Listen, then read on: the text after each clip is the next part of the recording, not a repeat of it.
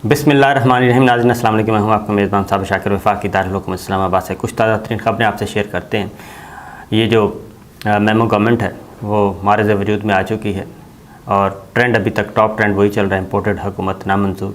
इसको नहीं रोका जा सका, करोड़ों लोग इसमें अपना हिस्सा डाल चुके हैं, काबीना तश्कील नहीं पा रही।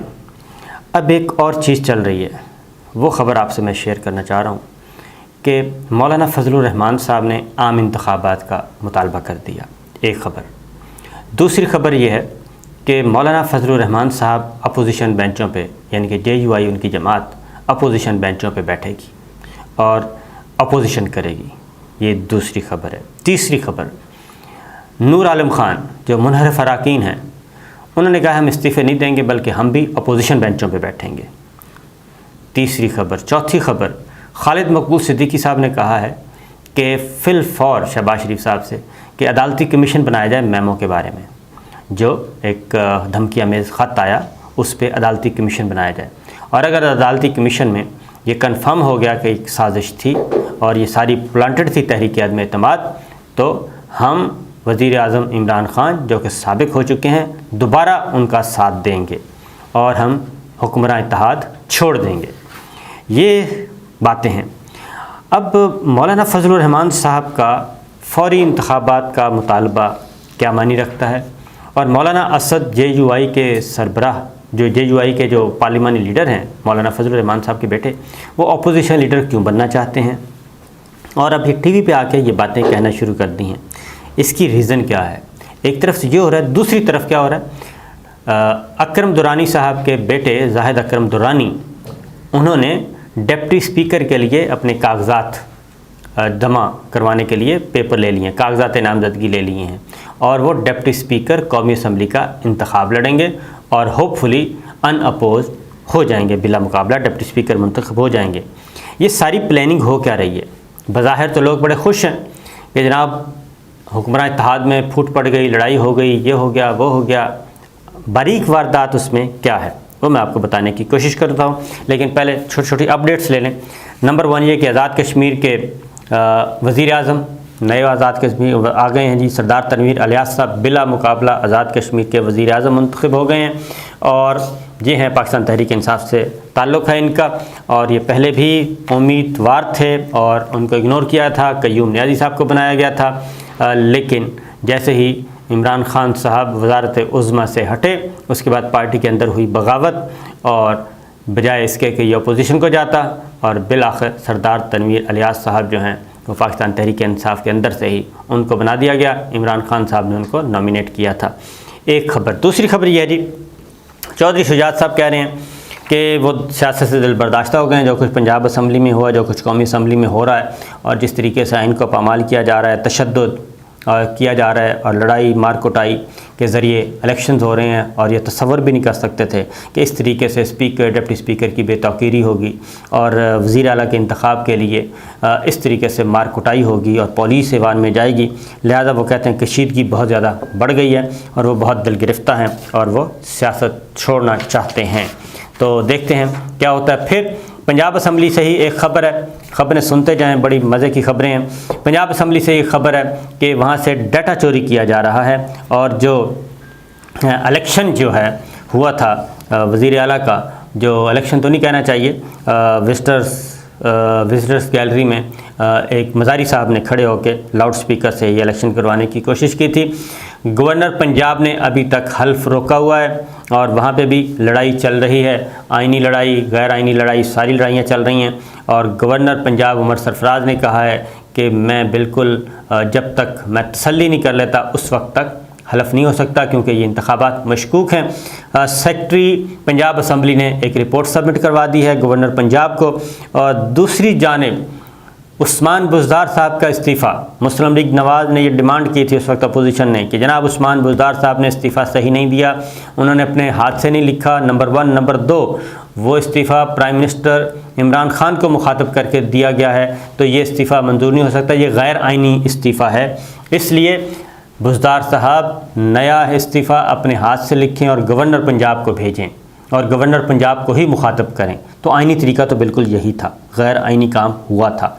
अब गवर्नर पंजाब मौजूदा उमर सरफराज, उन्होंने ये फ़ाइल भी खोल ली है और उन्होंने कहा है कि जनाब ये जो है इस्तीफ़ा जो है वो मशकूक है और उस्मान बुज़दार साहब का इस्तीफ़ा अगर मंजूर नहीं करते, अब ये लड़ाई चल रही है, ज़ाहिर है अब जंग और मोहब्बत में जैसे कहते हैं सब कुछ जायज़ है, और पॉलिटिक्स में तो बिल्कुल ही जायज़ है, हर चीज़ क्या कहना चाहिए आँखों में पट्टी बांध ली जाती है, ना कोई रिश्ते का ख्याल, ना कोई उम्र का ख्याल, ना आइन, ना कानून, सब कुछ। तो लिहाजा अब वो रिवर्स गेयर लगाना चाह रहे हैं और ये एक नया पंडोरा बॉक्स खुलने वाला है। और अगर ये सब कुछ हो जाता है और वो इस्तीफ़ा ही चैलेंज हो जाता है, जो कि बिल्कुल 100% दुरुस्त है कि वो इस्तीफ़ा प्राइम मिनिस्टर ने अपने नाम लिखवाया था और उस्मान बुज़दार साहब ने प्राइम मिनिस्टर के नाम वो इस्तीफ़ा लिखा था और वो इस्तीफ़ा फिर भेजा गया गवर्नर चौधरी सरवर साहब को। चौधरी सरवर साहब ने भी 3-4 दिन लगा दिए मंजूर करने में। तो ये सारा प्रोसेस जो है वो हो रहा है। दूसरी जानिब रिकॉर्ड जो है वज़ीर आला के इंतखाब से मुतालिक जितनी भी वीडियो शवाहत जो वीडियो थे और इंफॉर्मेशन टेक्नोलॉजी के कंप्यूटर से हटा दिया गया है और ये डाटा और हार्ड डिस्क ये सारी की सारी वहाँ से गायब कर दी गई है। और बताया गया है कि ये सारा काम दोस्त मोहम्मद मज़ारी साहब के ज़ाती अमले के कुछ अरकान ने रात गए विज़िट किया। ये सेक्रेटरी मोहम्मद ख़ान भट्टी को उनके असिस्टेंट डायरेक्टर जो हैं इंफॉर्मेशन टेक्नोलॉजी वो बता रहे हैं और इसलिए उन्होंने कहा है कि उन्हें शुबा है कि मज़ाहमत भी की गई वहाँ पे अमले ने, लेकिन वो ड्राइव हटा दी गई और डाटा भी चोरी करने की इतलात हैं। तो ये एक नया वहाँ पे पंजाब जो है वो गदर मचा हुआ है। ये उसी तरह का गदर है जब किसी ज़माने में गवर्नर पंजाब होते थे फवाद चौधरी साहब के चचा या ताया थे आई थिंक, तो उनके ज़माने में ये हुआ था और फुल। और इसी तरीके से गवर्नर जब सलमान तासीर थे उस वक्त भी ये हुआ। तो एक तरफ ये हो रहा है, फिर सेक्रेटरी टू गवर्नर जो है पंजाब वो हमज़ा शहबाज के हक़ में आ गए हैं। वो गवर्नर साहब को आमादा कर रहे हैं कि हर सूरत में वज़ीर आला का हल्फ लिया जाए और जैसा भी इलेक्शन है इसको कबूल कर लिया जाए। सदर पाकिस्तान ने गवर्नर पंजाब उमर सरफराज को काम जारी रखने की हिदायत की है और उन्होंने कहा है कि जब तक आपका नोटिफिकेशन जारी नहीं होता तब तक आप अपना काम जारी रखें बतौर गवर्नर। और फिर चौधरी परवेज़ इलाही साहब ने असम्बली में जो उन पर तशद्दुद किया गया उसके लिए अदालत में दरख्वास्त दे दी है और फ़ौजदारी मुकदमा और क्रिमिनल प्रोसीडिंग्स जो हैं वो स्टार्ट करने के लिए, और उसमें हमज़ा शहबाज IG पंजाब SSP और दीगर के ख़िलाफ़ दायर की गई है।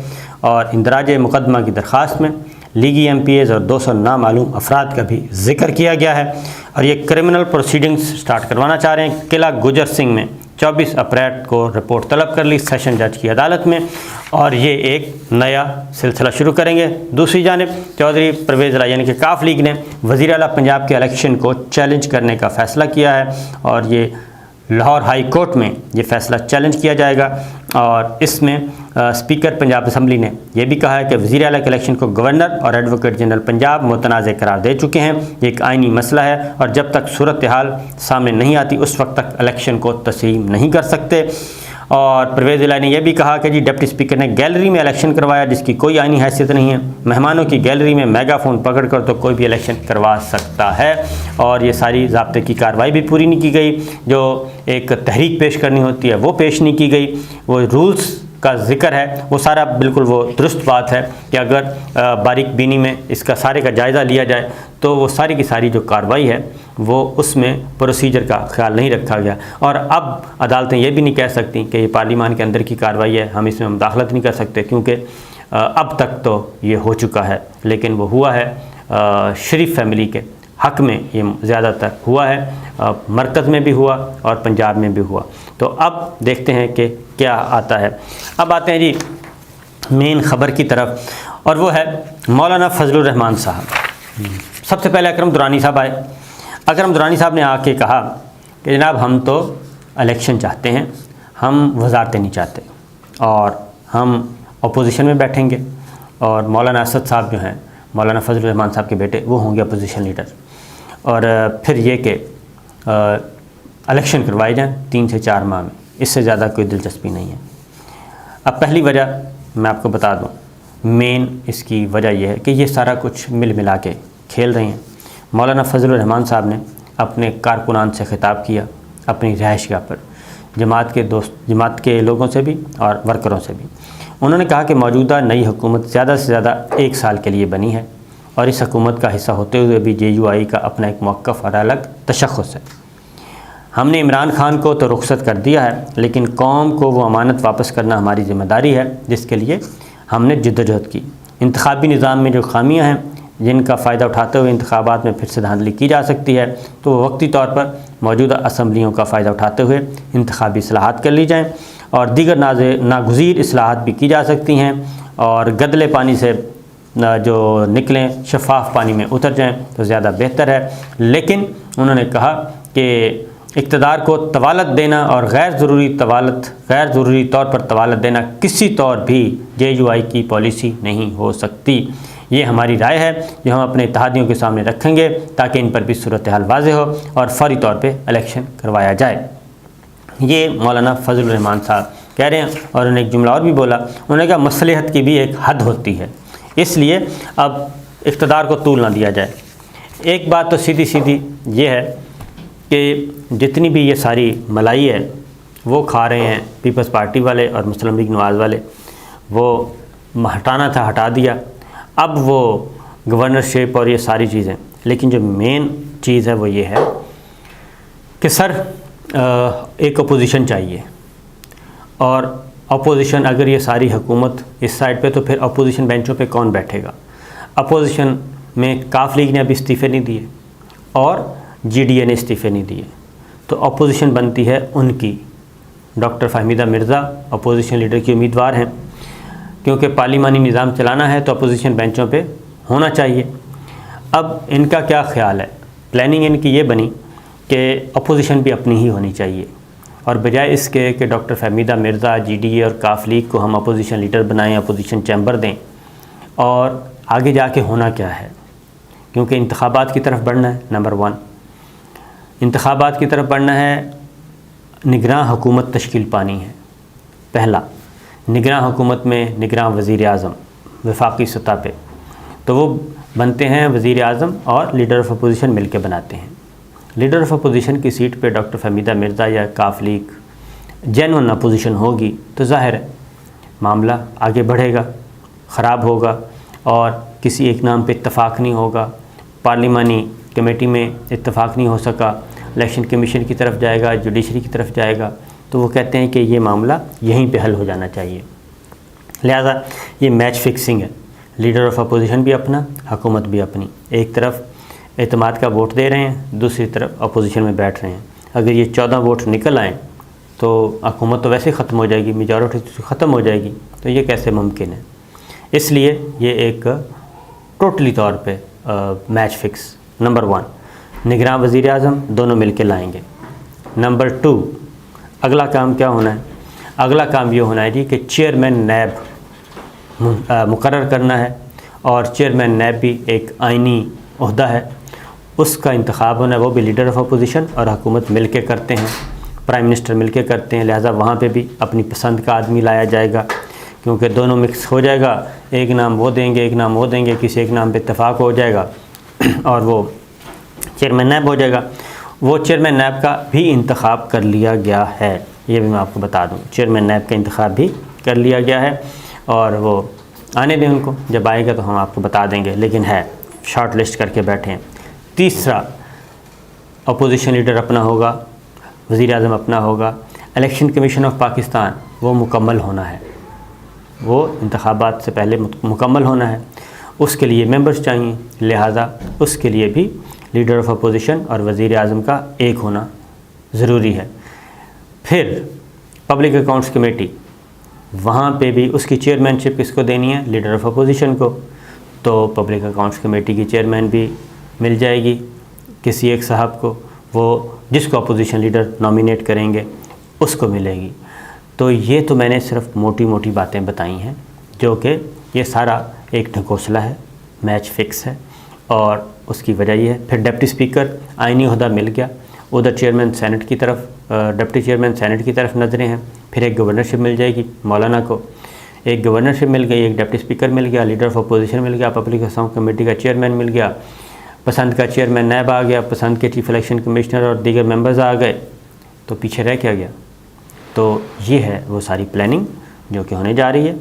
तो बहुत सोच समझ के ये काम किया गया है और बज़ाहिर ऐसे लग रहा है कि मौलाना इत्तेहादी हुक्मरान इत्तेहाद में फूट पड़ गई। फूट नहीं पड़ी जनाब, ये है हकीकत। इजाज़त दीजिए, अल्लाह हाफ़िज़।